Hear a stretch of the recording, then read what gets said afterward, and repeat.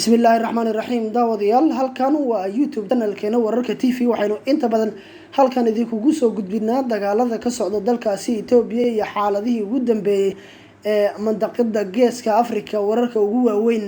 qodobada ugu waaweyn barnaamij wareedkeena caawana waxaa kamid ah jabhadda Fano ee deegaanka Amxaarada ka dagaalanta ayaa guulo waaweyn waxa ay ka sheegteen dagaal ka socday deegaanka Wagxamra faahfaahin ku saabsan ayaan idin soo gudbin doonaa saaxiibayaal qodobkaasi waxaa sidoo kale barnaamij wareedkeena aad ku daawan doontaan haddii eebweyne laga helo aan idin soo gudbin doonaa safaaradda Mareykanka oo sheegtay in ay ka baxaan muwaadiniinta Mareykanka ee ku sugan magaalada Addis Ababa sida ugu dhaqsiyaha badan halkaasi si ay uga badbaadaan dagaalada ka socda dalkaasi Itoobiya waxaa sidoo kale barnaamij wareedkeena aad ku daawan doontaan saaxiibayaal oon idin soo gudbin doonaa haddii eebweyne laga helo ciidamada taabacsan jabhadda xoreynta ee Tigreega ciidamada taabacsan jabhadaha xoreynta ee TPLF iyo Ola ayaa waxa ay sheegteen inay la wareegeen magaalada Shawarabet si buuxdana ay gacanta ugu dhigeen magaaladaasi faahfaahin ku saabsan warar ka soo baxaya halkaasi ayaan idin soo gudbin doonaa saaxiibayaal sababta ay ugu suurto gashay la wareegida magaaladaas ayaan idin la wadaagi doonaa iyana waxaa sidoo kale barnaamij wareedkeena ku daawan doontaan saaxiibayaal ciidamada militariga ee dalka Suudaan ayaa waxay sheegeen inay dib u soo celinayaan afduubkii ay u geysteen ra'iisul wasaaraha dalkaasi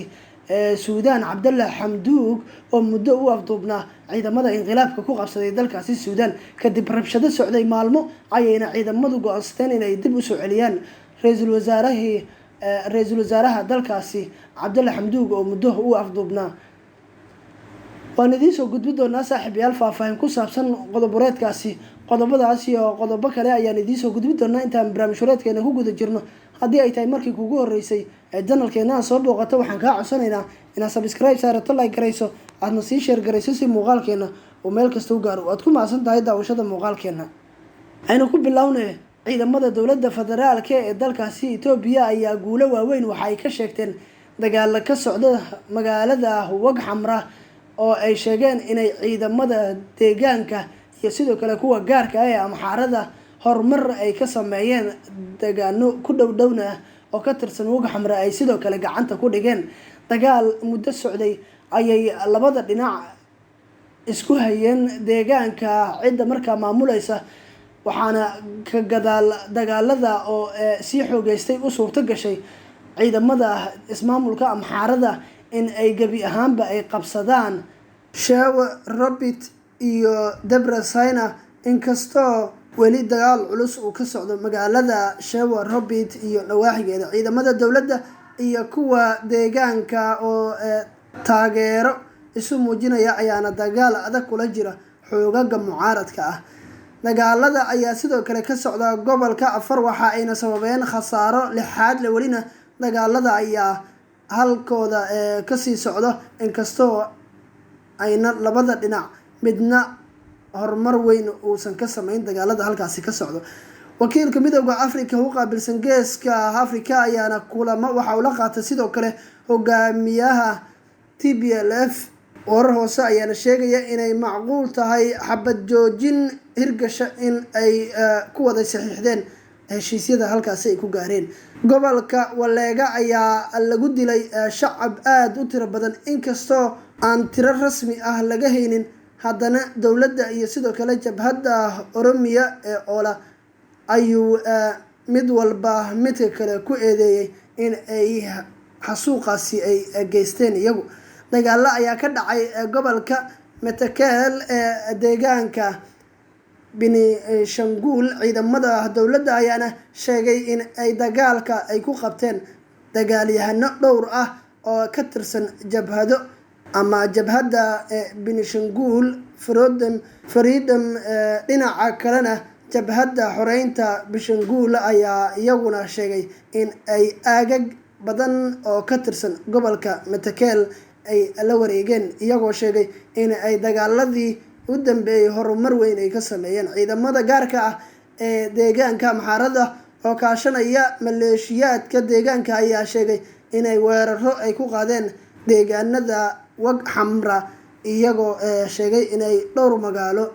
oo ka tirsan wag xamraa ay gacanta ku dhigeen, balse mayna magacaabin goobaha ay la wareegeen. dagaalka ay kula jiraan jabhadaha hubeysan ee kasoo horjeeda dowladda federaalkana ay ugu suurto gasho in ay dib u qabsadaan. dhinaca kale xoogaga isbahaysiga ayaa waxa ay sheegeen inay horumar weyn ka sameeyeen dagaalka halkaasi ka socda, deegaano badan iyo magaalooyin waaweyn ay ku qabsadeen oo magaalada wag xamra ay ka mid tahay. waxa ay sheegeen in ay dagaalkooda ay sii wadi doonaan haddii ay u suurto gasho, deegaano badanna ay gacanta kusoo dhigi doonaan. in aysan dagaalka joojinaynin ayay sheegeen oo ay dagaalka kusii wadi doonaan kooxaha kasoo horjeeda ee fallaagada ah. dowladda federaalkana dagaalka kula jira in muddo ah oo ay kula dagaalamayaan deegaanadaasi. waxa ay sheegeen in magaalooyin dhowr ah ay ku qabsadeen dagaalka ka socda halkaasi, iyagoona saxaafadda la hadlay waxa ay sheegeen in uusan dagaalkani qaboobi doonin ilaa iyo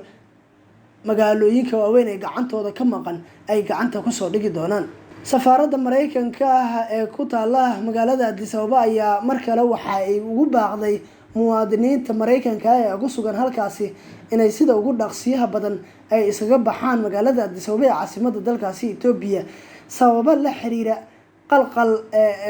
ku jiro amniga muwaadiniintaasi oo ay sheegeen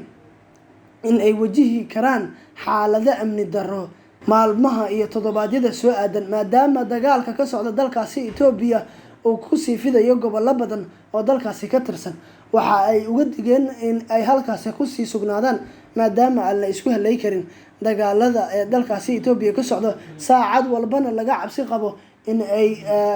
ugu dambeyn gudaha usoo galaan jabhadaha hubeysan gudaha magaalada Addis Ababa ee caasimadda dalkaasi Itoobiya ee looga arrimiyo dalka. waxa ay sidoo kale safaaraddu ay uga digtay kuwa doonaya inay haatan u safraan in ay ka digtoonaadaan u safridda magaalada Addis Ababa ee caasimadda dalkaasi Itoobiya. markana ciidamada taabacsan jabhadda Tigreega waa jabhadaha Tigreega iyo Oromada ayaa waxa ay sheegeen in ay la wareegeen magaalada Show Robert sida ay warbaahinta u sheegeen. saraakiil ka tirsan jabhadahan hubeysan ee kasoo horjeeda dowladda federaalka ee dalkaasi Itoobiya ayaana waxa ay ka sheegteen guulo waaweyn dagaalka halkaasi ka socda, iyagoona sheegay in ay gacan ku haynta magaaladaasi ay gebi ahaanba haatan ay gacanta iyagu ugu jirto. dowladda federaalka ee Itoobiya ayaa weli faahfaahin ka bixin sheegashada kooxaha hubeysan ay ku sheegteen qabsashada magaalada weyn ee Show Robert. waxa ayna sidoo kale kooxahani ay sheegeen in deegaano kale oo ku dhow oo aad u fara badan ay gacanta kusoo dhigeen. magaalada Show Robertna haatan iyagu ku sugan yihiin oo ciidamadii dowladda federaalka ee halkaasi ku sugnaa ay gebi ahaanba halkaasi ay iskaga baxeen. wakiil wareedii halkaasi ku sugan iyo ila markaa halka jooga ayaa waxa inoo xaqiijiyeen in dagaalka halkaasi ka socda ay kooxaha hubeysan ee jabhadaha Oola iyo TPLF ay ku qabsadeen, sidoo kalena aan si buuxda loo xaqiiji karin la wareegidda halkaasi ay la wareegeen. sidoo kalena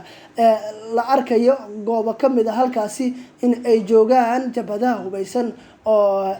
aad markaa u qalabeysan. waxaa jabhadaha hubeysan ay maalmihii u dambeeyay dardar ku wadaan dagaaladooda ay kula jiraan ciidamada dowladda federaalka ee dalkaasi Itoobiya,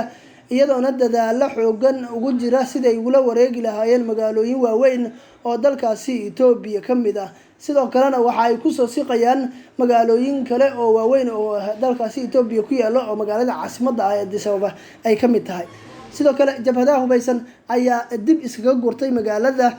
Mille oo in muddo ah ay doonayeen inay la wareegaan, waxa ayna deegaano kale oo halkaasi ka dhow ay dib ugu noqdeen ka gadaal dadaalo badan oo ay sameeyeen oo ay doonayeen in ay kula wareegaan magaalada Mille oo aad markaa ay culays uga soo wajaheen dhanka ciidamada militariga huwanta ah ee dowladda federaalka ee Itoobiya iyo ciidamada canfarta ismaamulkeeda markaa hoostaga ee dagaalka iyaguna kula jira jabhadaha hubeysan ee dowladda federaalka ee dalkaasi Itoobiya kasoo horjeeda. guud ahaana saaxiibayaal barnaamij wareedkeeni aad ka daawanayseen wararka TV waa inaga inta haddii ay tahay markii kugu horreysay ee channelkeena soo booqato waxaan mar kale kaa codsanaynaa inaad subscribe saarato like garayso sina share garayso si muuqaalkeena oo meel kasta u gaaro aad ku mahadsan tahay daawashada muuqaalkeena